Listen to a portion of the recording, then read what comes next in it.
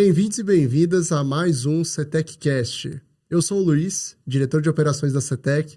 Estou aqui de novo com o Murilo Mazzuco, que já vou passar aí para ele se apresentar. Gravamos já podcasts anteriores. Hoje tem um convidado super especial, que é o Diego, que também vai se apresentar já, grande cliente nosso, para a gente falar aqui um pouquinho sobre como iniciar a transformação digital fora da área de TI. Nós somos aí vindos da melhoria contínua, da excelência operacional. Grande parte do nosso trabalho está ligado à parte de melhorar processos mesmo, como excelência operacional. E as ferramentas de digitalização são o meio disso. Então, nosso principal objetivo aqui é bater um papo para falar sobre essa digitalização. Antes de começar, a gente está aqui no CETECcast. Peço para vocês que estão vendo esse vídeo pela primeira vez, se não sigam o nosso canal no YouTube ainda, se não estão seguindo, que comecem a seguir. E que acompanhe a gente também nas redes sociais, ok? Então, eu queria passar primeiro aqui para o Murilo, antes de a gente apresentar o nosso convidado. Murilo, prazer estar aqui de novo com você. Valeu, sempre um prazer estar aqui mais uma vez, mais um CETECcast. Para aqueles que não me conhecem, eu sou instrutor dos treinamentos de Digital Belt, Citizen Developer e do treinamento também de Power Platform Citizen Developer. É um prazer estar aqui conversando sobre transformação digital, sobre como capacitar, né, os profissionais para que possam contribuir com a área de tecnologia no desenvolvimento de soluções. Vai ser um prazer. A última vez que eu e o Murilo gravamos, a gente estava ainda em cores diferentes, logos diferentes da CETEC. Estamos aqui de novo alaranjados com uma nova cara. Diego, bem-vindo. Prazer ter você aqui conosco. Queria te agradecer o convite antes de tudo. Queria que você se apresentasse para o pessoal. Você já é um conhecido nosso de longa data, mas conta um pouquinho qual que é a sua função hoje, qual a sua empresa, e a gente começa aí o nosso papo. Bom, como você disse, me chamo Diego, eu sou atualmente eu estou como gerente de melhoria contínua e transformação digital na Air Products, eu cuido da parte da América do Sul, nesse setor. Empresa, da qual você já falou. E conta um pouquinho como é que é o seu dia a dia como gerente de melhoria contínua e transformação digital. A gente estava até brincando, né? Que você estava viajando, cuidando aí de outras unidades além do Brasil. Como é que é o seu dia a dia? Bom, a gente tem um desafio muito grande de fazer com que a empresa obtenha os resultados, chegando no EBITDA. Então, a gente precisa sempre nos tornar competitivos, reduzindo custos continuamente. E isso passa tanto pela parte de produtividade, melhoria contínua, aplicando toda a parte de metodologia de melhoria contínua para chegar nesses resultados, ao mesmo tempo que a transformação digital também entra como uma ferramenta de redução de custo e otimização de processos. Então, isso está interligado e aí atualmente a gente tem essas duas vertentes para se obter eficiência. Deixa eu fazer até uma curiosidade. Essa área já era integrada antes? Ela foi uma integração recente da melhoria contínua com a transformação digital? Faz muito tempo? Como é que foi? Essa área foi, sim, a demanda foi aparecendo e aí a partir do momento que a demanda foi se tornando grande o suficiente para que se precisasse de uma área para facilitar, foi criada a área e isso foi trazido para dentro de melhoria contínua. Ah, perfeito. Eu pergunto isso porque grande parte aí do nosso público é um público de excelência operacional também, e a gente sempre fala, tem que integrar com transformação digital, e o Diego foi um dos primeiros casos que eu vi já bem integrados e com iniciativas em ambas as frentes aí, tanto com a frente de produtividade, com o olhar de metodológico, tanto também com a parte aí de transformação digital. Bom, queria começar aí...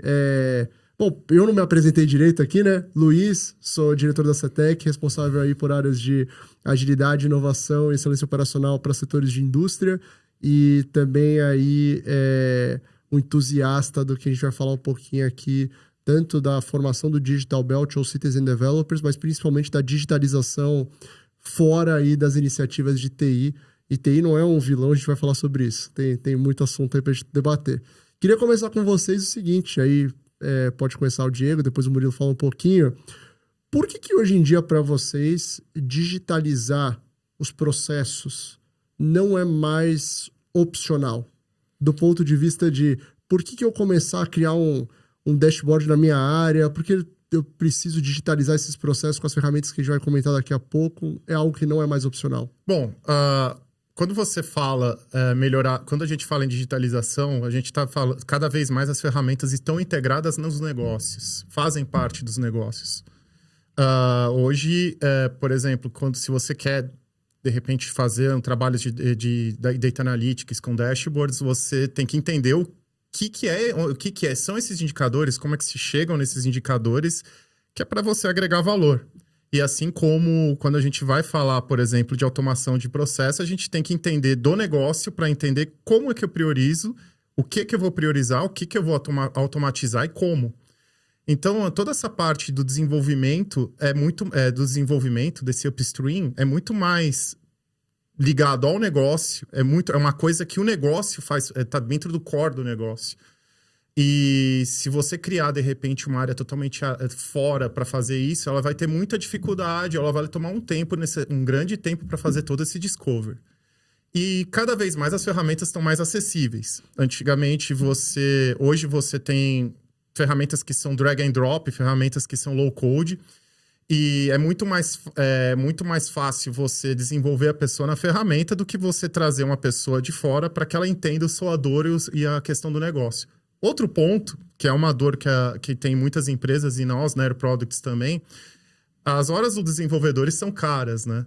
E cada vez mais, para se tornar, para ter o retorno, para essa ferramenta trazer o retorno,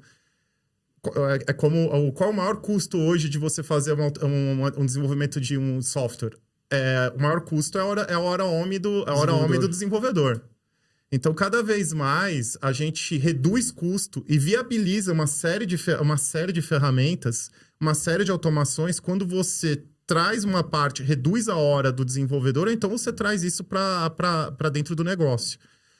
E aí, quando você prototipa dentro do negócio, você acaba viabilizando algumas ferramentas. Então, eu acho que cada vez mais, por conta dessa facilidade das ferramentas e também por conta de você viabilizar isso, discutir isso dentro do negócio está fazendo mais sentido. Muito bom. Né, Murilo, quando a gente começou isso lá atrás, e acho que vale dar um contexto, né? O Citizen Developers, ou Digital Belt, ele nasce muito com essa ideia de faça você mesmo, certo? Como que você vê, do ponto de vista até de quem já ministrou diversas aulas e classes diferentes, como que você vê essa questão da digitalização no dia a dia? Quanto que isso agrega? Porque às vezes eu quero que o pessoal entenda o seguinte: não é para digitalizar por digitalizar, né? Às vezes o pessoal fala assim, não, legal, digitalizei, agora eu fazia o negócio à mão e agora eu faço no aplicativo e é mais difícil. Esse não é o objetivo. O objetivo tem, óbvio, que um viés de produtividade, mas como que você vê isso? Perfeito, eu concordo, até porque digitalizar ou automatizar um processo ruim sem olhar para as ineficiências do processo, você vai estar fazendo ruim mais rápido ou fazendo ruim através de um robô, e não é essa a intenção. Então, até acho legal trazer um pouco do background do nascimento do nome Digital Belt. Ele surge num contexto de TI não dá mais conta das demandas de ações, no sentido de construir algum tipo de automação, construir um dashboard. Nesse sentido, num cenário de não damos mais conta da vazão de ações, a gente precisa capacitar pessoas da área, pessoas que tenham conhecimento do processo. Isso já é uma outra grande vantagem do Digital Belt ou do Citizen Developer. Ele conhece o processo, ele não precisa fazer essa passagem de bastão. E nesse sentido, ele também está sendo capacitado em ferramentas, como o Diego falou, cada vez mais acessíveis, cada vez mais ali para as pessoas que não necessariamente têm um conhecimento de programação. A gente até batiza essas ferramentas de ferramentas no-code ou low-code, e imagino que mais para frente a gente vai se aprofundar nesses temas aqui no podcast. Não, com certeza. E até a minha segunda pergunta para vocês tinha a ver por que a transformação digital não deve ficar exclusiva dentro da área de TI. E eu acho que aí eu vou começar colocando aqui, eu até brinquei que TI não é vilão, e não quer dizer que não é que eles não deveriam puxar, é que eles não poderiam acaba sendo eles não deveriam puxar, porque na verdade eles acabam sendo gargalos, porque eles têm iniciativas mais importantes, muitas vezes para puxar como tecnologia. Como que vocês veem a relação de TI com digitalização versus o que o Digital Belt e os Citizen Developers eles fazem, né? Então, quando você olha assim para um desenvolvedor cidadão, o que ele faz que TI não precisa mais fazer e o que TI faz ainda que ele não faz? Bom, eu acho que uma das coisas que é importante é que muitas vezes a comunicação entre um desenvolvedor e uma pessoa do negócio tem um abismo entre os dois, tanto de linguagem como de ferramentas. As funções não sobrepõem. O Citizen ele não sobrepõe o TI. Ele é justamente para esse gap. Falando de uma forma, dando um exemplo bem claro, muitas vezes a área de negócio tem uma dor e ela quer uma aplicação ou uma solução para automatizar e tornar aquele processo melhor. Veja, às vezes não existe um processo. Às vezes o processo não está desenhado. Às vezes as condições, todas as regras de negócio não estão desenvolvidas, porque é um processo, muitas vezes, manual, do qual ainda ele não está pronto, não está maduro o suficiente, não está desenvolvido o suficiente para que você automatize. Então, o TI não é uma área que vai ter ferramentas de padronização de processos para isso. E então, dentro do Citizen, tem a parte o treinamento toda a parte desse upstream. Então, ele entra com design thinking, entra com mapeamento de processos. E isso é uma parte importante e que ajuda o TI. Porque depois, ele não vai gastar tanto tempo entendendo a demanda. A demanda já vem claro o que se precisa fazer. Então, acho que esse é um dos pontos principais, que ele não sobrepõe, ele justamente chega nesse gap. E aí o TI, quando recebe já prototipado uma ideia, já vem uma ideia clara para ser feita, e se de repente isso vai escalonar ou vai ser uma ferramenta melhor, ou então de repente quando se tiver uma automatização no ERP ou outro sistema da empresa, já pode englobar essa demanda, e isso já foi testado, já foi prototipado e já foi feito, às vezes, um piloto interno. Então, é uma série essa é uma das coisas que eu acho que agrega que tem uma certa sinergia, e que a área de TI geralmente vai ver como importante se desenvolver as pessoas nesse tipo de ferramenta, porque não é só a ferramenta, é a parte do pensamento sistêmico. Perfeito. Você até... Pegando na experiência, o tipo de projeto que chega, às vezes, para o pessoal fazer a formação do Citizen Dev, é um tipo de projeto que você olha e fala, calma, vamos mais leve, ou às vezes chega algo assim, eu queria simplesmente transformar uma folha num aplicativo. O que geralmente chega, até para a gente fazer a comparação do que TI hoje em dia cuida versus o que o Citizen Dev cuida?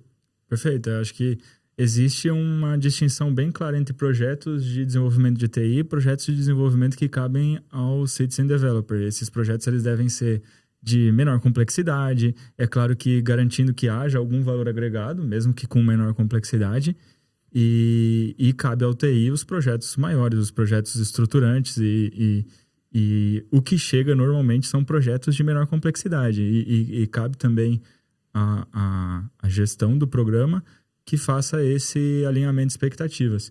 Eu acho que vale mencionar também a relação entre o Digital Belt, o Citizen Developer e a área de TI, é que TI tem uma responsabilidade de homologar as ferramentas que aquele profissional deve utilizar para o desenvolvimento. Sim, veja, hoje você tem uma série de ferramentas low-code, free, open source, aí tá, e tem uma série de questões que você tem que ver com cybersecurity. Então, um dos papéis de TI é justamente homologar quais são as ferramentas que vão ser utilizadas, as que não vão, e também, quando necessário, dar um certo suporte. Perfeito. E porque a gente, por exemplo, em uma empresa que é um pouco mais tradicional, principalmente quando a gente fala de AI, que a gente vai até abrir um pouco mais... Sim. Hoje você pode ter algumas ferramentas que você vai inserir uma série de informações ali, e a empresa vai ter... E essa empresa, desse aplicativo open source vai poder fazer o que quiser com essa informação. E às vezes isso não é desejável para a companhia.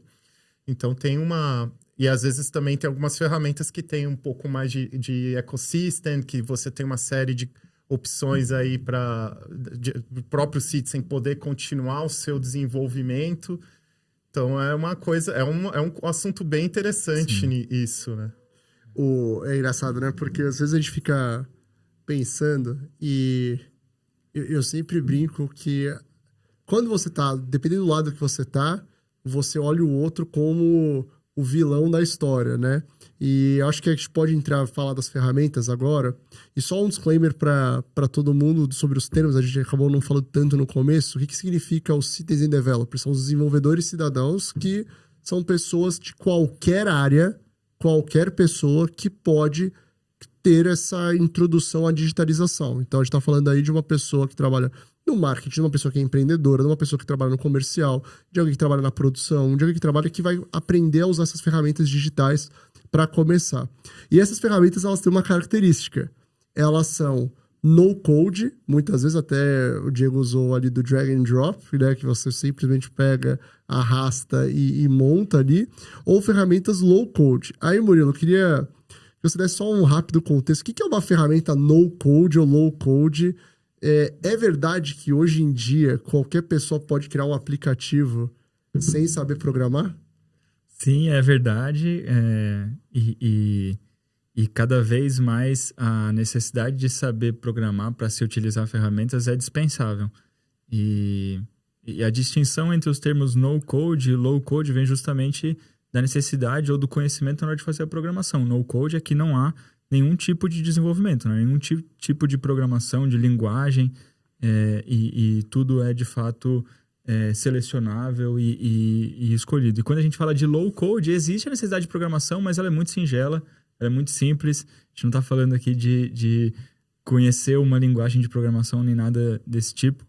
E essa é justamente a diferença entre os cursos que a CETEC leciona de IA Digital Belt e Power Platform Digital Belt. O IA Digital Belt ele é concentrado em ferramentas de fato no-code e ferramentas gratuitas, na sua maior parte. E a Power Platform é focada em ferramentas da Microsoft e essas, por sua vez, têm uma necessidade de programação ainda que singela, low-code, né? Até a gente tava... Uma vez eu tava batendo papo com o Diego e a gente até falou, não, os Citizen Devs vão ser totalmente no-code, e o pessoal acabou encontrando ali o Power Apps, que é uma ferramenta low-code, que tem um pequeno código ali para você utilizar, um pouquinho mais rebuscada, vamos assim dizer. E aí o pessoal falou, falaram que não ia ter código nenhum, que era difícil, mas ele falou, não, que é low-code aí nesse caso. Mas em compensação, com a entrada do Copilot já ajudou bastante, porque a partir do momento que você tem uma ferramenta de AI para tirar dúvidas, e aí tá dando muito mais autonomia para as pessoas tirarem dúvidas e também pegarem prompts. Através de prompts você consegue, de repente, chegar a um código. E isso trouxe uma autonomia muito maior aos citizens que antes do Copilot estar bem desenvolvido não tinha. Eu conheço uma pessoa que lá na origem ficava ali em IA generativa, né, colocando código para aprender o código para usar no Power Apps. Eu lembro que você fazia aí, você pegava, colocava ali, colocava... E aí acho que a gente pode entrar então nesse ponto. Eu queria falar um pouco sobre as ferramentas, tá?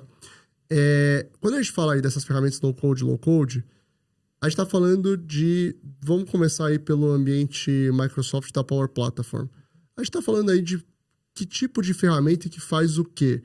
Me dá aí, Diego, se você quiser contar exemplos de uso que você viu aí de ferramentas, por exemplo, o que é o Power Automate, que você pode utilizar isso dentro da empresa, que vocês já fizeram lá dentro. Obviamente você não precisa abrir aqui casos de uso necessariamente específicos, mas só para o pessoal ter essa ilustração. Bom, uma das principais ferramentas do Power Platform, como você tinha comentado, é o Power Apps. Power Apps você vai desenvolver aplicativos, você vai desenvolver interfaces que você pode, de repente, fazer uma aplicação que vai rodar em web, que vai rodar direto no aplicativo. Isso é bem interessante, que você pode fazer uma série de ferramentas, desde GEDs, repositórios de documentos, até aplicações internas, por exemplo, um portal de uma área interna, um workflow de uma área, de uma solicitação, de um pedido. Você pode ter... Repositório de projetos, eu lembro que a gente tem repositório de projetos, né? Repositório... Você pode construir um workflow de projetos com log e, de repente, ter as aprovações, tanto do champion quanto do team leader. E também, depois, na validação para uma área de controladoria, e você automatizar isso e também fazer com que isso ajude um pouco para fazer fluir os projetos.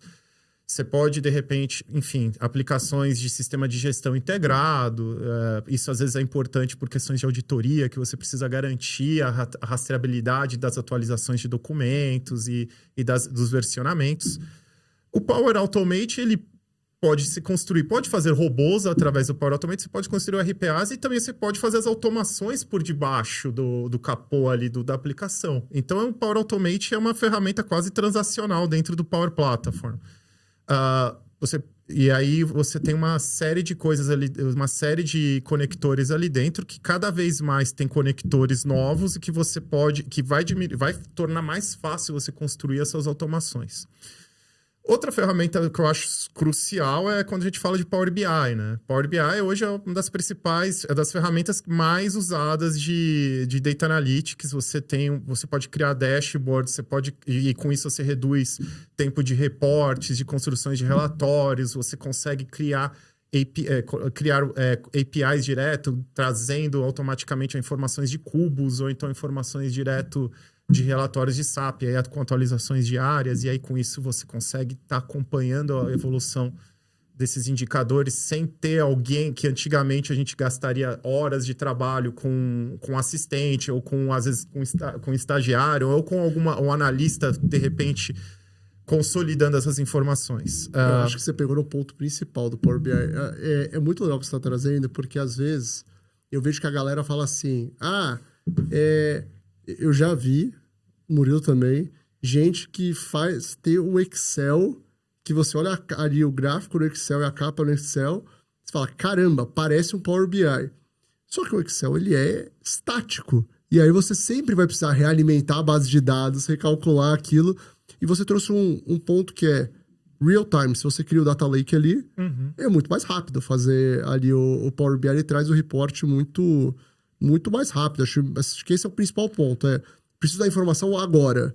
Tá lá, a informação. Até porque o que agrega valor é a tomada de decisão, não é a formação do dado. Eu tenho exemplos, por exemplo, de você criar TVs. A gente chegou a fazer um projeto em uma outra companhia de ter TVs touch dentro da produção, que os próprios operadores faziam as suas reuniões de gestão de rotina, navegando pelos relatórios em Power BI.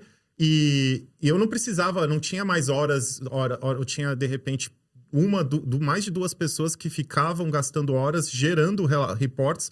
Essas pessoas passaram a ser facilitadores. Elas passaram a agregar valor diretamente na inteligência do dado e menos na formação do número. Então, isso é bem democrático. Outra que também tu traz um pouco mais de credibilidade na informação. Uma vez que a informação está vindo automática de um sistema homologado da companhia. Então, a gente sabe que quando a gente... No papel, tudo serve. No papel, tu pode colocar o que você quiser. No Excel, você pode também alterar alguma coisa. Você pode ter uma certa manualidade que pode dar uma mudança nos dados. Então, você tem uma área apresentando o mesmo indicador, mas valores diferentes. Quantas vezes alguém daqui não teve uma reunião que apresentou áreas diferentes, o mesmo dado, só que dados com resultados diferentes? Aí, qual é o certo? Tive hoje. Qual é o certo? E isso, quando você traz isso para automatização em ferramentas como o Power BI, ou seja, Tableau ou ClickSense, você consegue dar mais credibilidade na informação. E eu queria, então, puxar agora para o Murilo fazendo uma seguinte pergunta. Power BI, Power Apps, Power Automate... Falta uma aí. Copilot Studios. Perfeito. Para falar de chatbot. São... Visual Agents também. Visual Agents. A gente está falando aqui de um ambiente Microsoft. Não sou o ambiente Microsoft. Sou uma empresa menor, ou uma empresa que não navega nesse ambiente, seja que eu estou no ambiente da Google, ou estou no ambiente fora, ou porque o meu TI barrou por cybersecurity algumas ferramentas, isso acontece, a gente sabe. Que tipo de ferramenta que existe fora, que você poderia citar, por exemplo, como ferramentas alternativas que a gente vê no curso e que o pessoal também pode explorar aí para conhecer? Perfeito. Existem ferramentas alternativas para todas as ferramentas da Power Platform. Quando a gente fala de automação de processos, que a alternativa da Power Platform é o Power Automate, a gente tem exemplos como o Zapier, o IFTTT, né? If This Then That. A gente tem também o Make, tem várias alternativas do próprio Pipefy. Perfeito. Quando a gente fala de construção de aplicativos no-code, o próprio AppSheet seria uma alternativa dentro do ambiente Google. Quando a gente fala de construção de dashboards interativos, o Looker Studio dentro do ambiente Google é uma alternativa excelente. E quando a gente falou, a gente não comentou, né, mas dentro do ambiente da Microsoft tem também o Copilot Studio, antigamente Power Virtual Agent. Ele é capaz de interpretar uma base de conhecimento e, através de um chatbot, ele te fornecer informações que não são genéricas, buscadas na internet, mas são através de uma base de conhecimento homologada. E uma alternativa também seria o próprio Tidio, né? Uma alternativa... E todas essas alternativas gratuitas, elas estão dentro desse treinamento que a gente chama de IA Digital Belt, que é um treinamento para... ferramentas fora do ambiente Microsoft e que, de fato, são todas no-code. Não há nenhuma necessidade de programação. A grande parte delas, elas são freemium, né? Assim, você tem versão gratuita... Tem uma degustação. Tem uma degustação, aí você usa, fica viciado e aí depois você acaba pagando a versão paga que tem mais utilidade. Bom, eu queria passar então agora a falar das pessoas. A gente já formou quantos Citizen Devs na Air Products? Temos hoje 70 em toda a América do Sul. Na nossa regional são 6 países. Nesses 6 países, temos 70. Então, assim, momento Globo Repórter. O que são, onde vivem, o que comem, quem são, qual o perfil desse tipo de profissional? São profissionais que têm que trabalhar em alguma área específica? E o que você, ou não, e o que você vê de comum entre eles? Que você poderia dizer? Bom, no caso... há uma peculiaridade, que uma das coisas que me motivou a criar o programa na Air Products era justamente, como que a gente conversou anteriormente, eu tinha um pipeline muito grande de projetos que não estava dando vazão. Então, as primeiras turmas eu escolhi baseado nesse... priorizei as ideias desse pipeline. Mas o perfil... Quanto ao perfil de escolha das pessoas, eu senti... o que me trouxe... uma coisa que me trouxe, que eu achei bem curiosa, que eu acho que mais importante que os hard skills são soft skills. Então, muito mais importante se a pessoa já, por exemplo, fez um curso de exatas, é se a pessoa tem sede de aprender e se ela gosta e tem afinidade.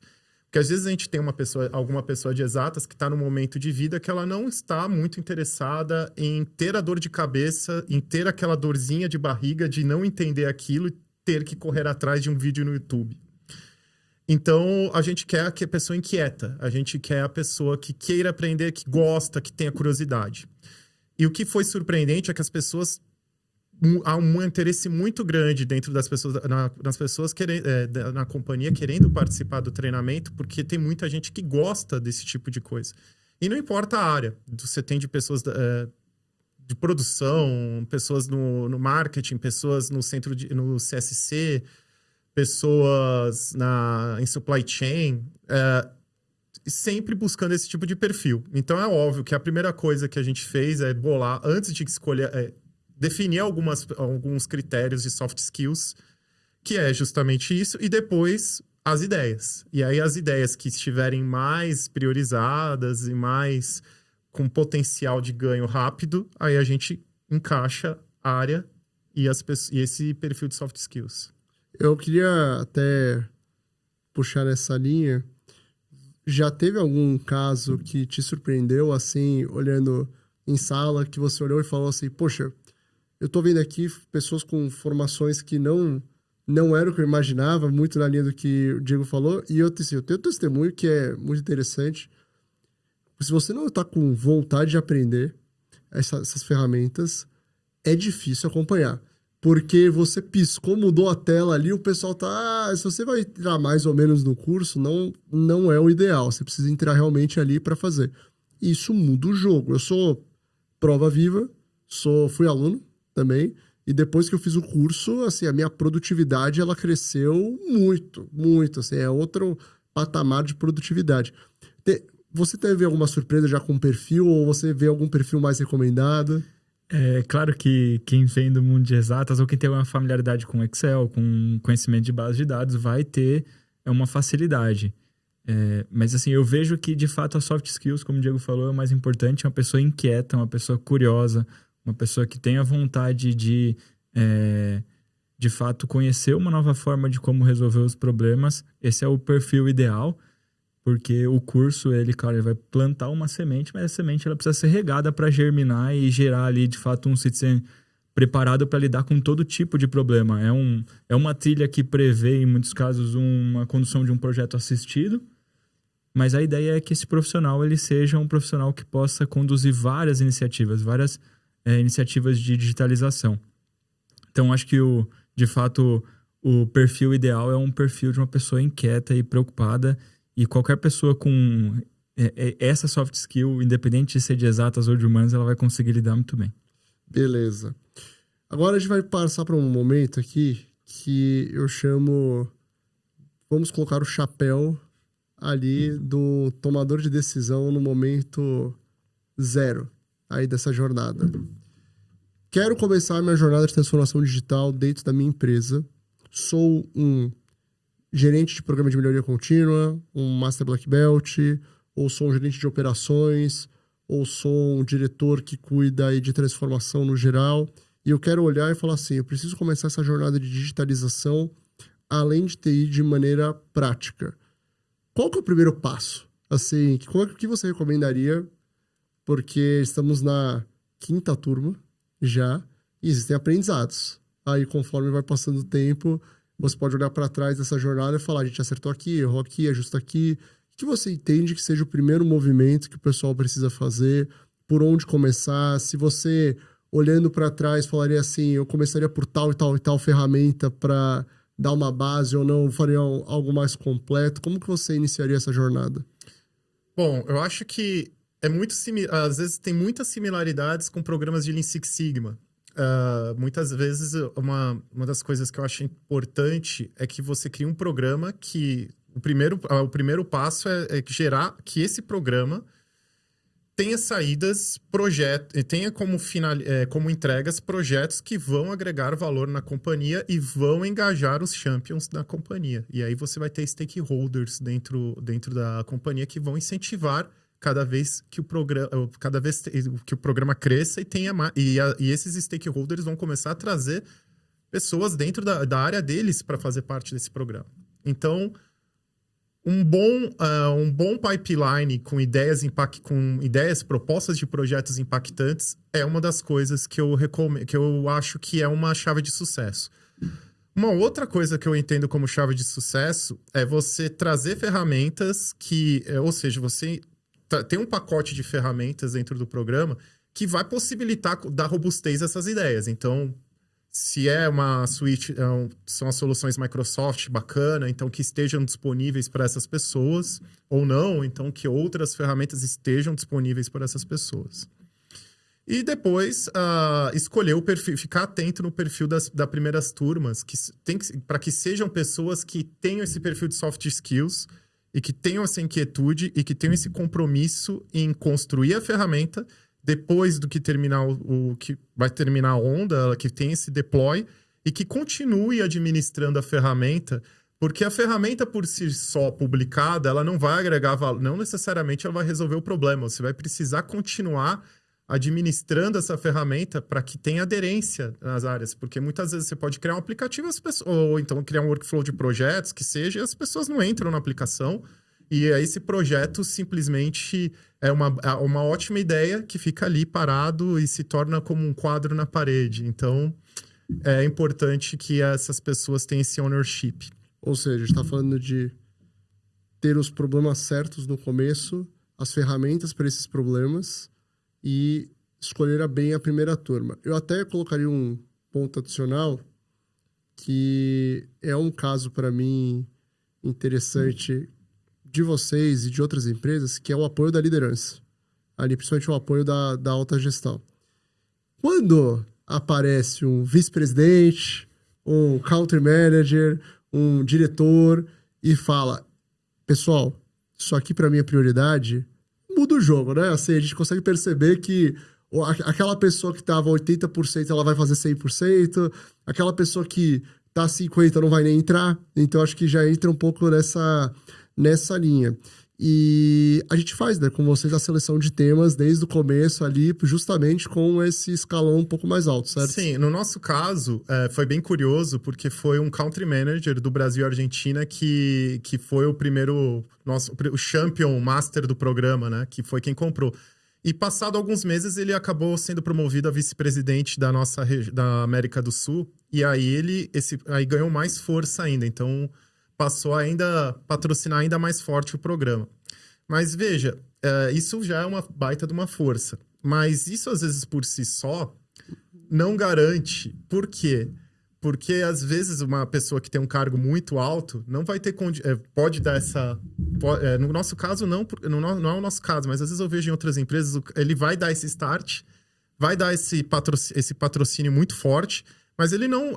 se você não escolher bem as pessoas e os projetos, vai se arrefecendo a ponto de que, naturalmente, uma pessoa que tem um cargo tão alto não vai conseguir dar 100% de atenção a isso e garantir que isso ocorra.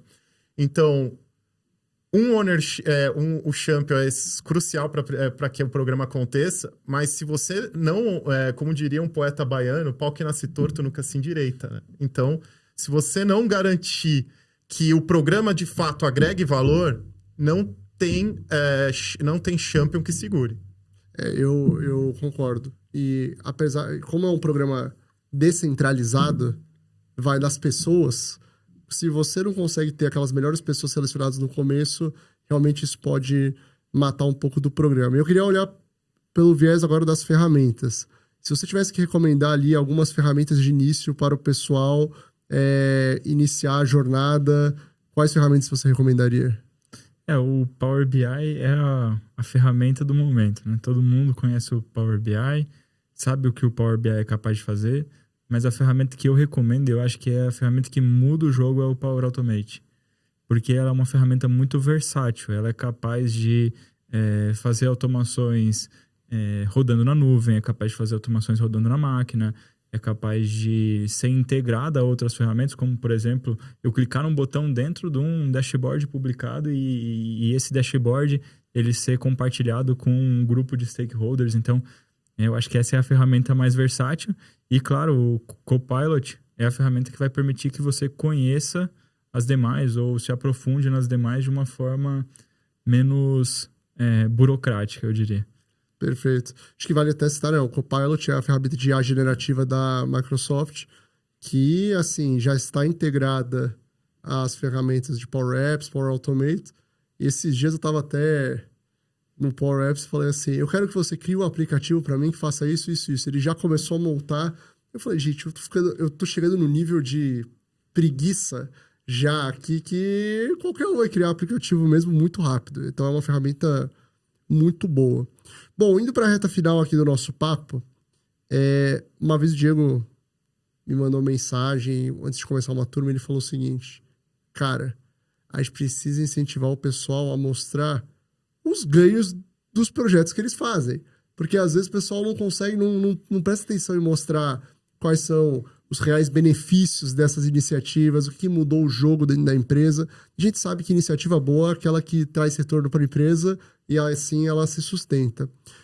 Como que você vê quais são bons indicadores aí de projetos para esse tipo de ferramenta, para esse tipo de projeto de digitalização e como que você reporta geralmente esses ganhos? É muito similar também a programas de Lean Six Sigma. Quando a gente fala em aplicação, quando a gente constrói uma aplicação, uma das coisas é para reduzir custo. O motivo E para reduzir custos, você vai ter o Lean Saving. Aí você pode ter uma produtividade, uma redução de custo direto. Então, por exemplo, antes você tinha um assistente administrativo lançando as informações para gerar aquele reporte gerencial. Aí, quando você automatizou, essas horas foram reduzidas e você não precisa mais desse posto. Produtividade na veia, é um hard saving. Você pode ter também muitos projetos que são custos evitados. Por exemplo, teve uma aplicação que a gente ia fazer com hard code mesmo. A gente ia fazer via nosso TI Global Estados Unidos. Isso com desenvolvedores da Índia, dos Estados Unidos, ia custar em torno de $15 mil essa aplicação. Era uma aplicação simples. Isso foi feito em uma semana por um Citizen Dev e não teve custo nenhum. Então, a gente teve um custo evitado de $15 mil só nessa brincadeira. Outros ganhos, mas tem muitos projetos que não são ganhos diretos de savings direto ou de custo evitado ou então de produtividade. Você vai ter muito projeto que ele vai entrar como soft benefits. E aí são projetos, às vezes, estratégicos, que às vezes valorizam a marca, ou então que você consegue ter uma rastreabilidade. Projetos, por exemplo, de redução de risco ao negócio. Então, isso já são projetos mais difíceis de você botar um valor. Mas, às vezes, você tem uma demanda. Um exemplo que a gente teve foi um projeto que foi dentro das normas ISO, a gente precisava ter uma rastreabilidade da documentação do SGI, e o projeto desse Citizen atendeu perfeitamente isso, garantiu com que os POPs estejam controlados, versionados e não se perca o versionamento. Então, isso não vai entrar com uma redução de horas, mas entra diretamente com uma redução do risco ao negócio. Enfim, é importante que mostre o valor do projeto, mesmo não sendo valor direto em saving, porque e é importante que eles consigam fazer dessa forma, porque é isso que vai continuar incentivando e engajando o programa, e vai fazer com que cada vez tenham mais champions, né? E você tenha menos bloqueios. Muito bem. Acho que até contribuindo, acho que uma forma legal de você medir esse ganho de produtividade, é claro que se você tiver 2, 3 pessoas às vezes envolvidas, uma forma é a redução de headcount, mas outra forma, e é uma forma que a gente utiliza bastante no Digital Belt, é através de FTE, ou seja, um full-time equivalent, né? O equivalente é uma pessoa, um analista que o mês dele inteiro é consumido para a realização daquela atividade e agora ele tem meio mês disponível para executar outras atividades. Então, essa é uma forma que a gente utiliza. Para robôs é crucial o FTE, por exemplo. Para RPA é importantíssimo. Né? Perfeito. Automações, no geral, RPA. FTE a gente tem usado bastante, né? Products em outros clientes também para medir o sucesso dos nossos projetos. Eu consigo afirmar que eu ganhei 20% de tempo utilizando essas ferramentas. Facilmente. Assim, ultimamente eu consigo afirmar que dentro da minha...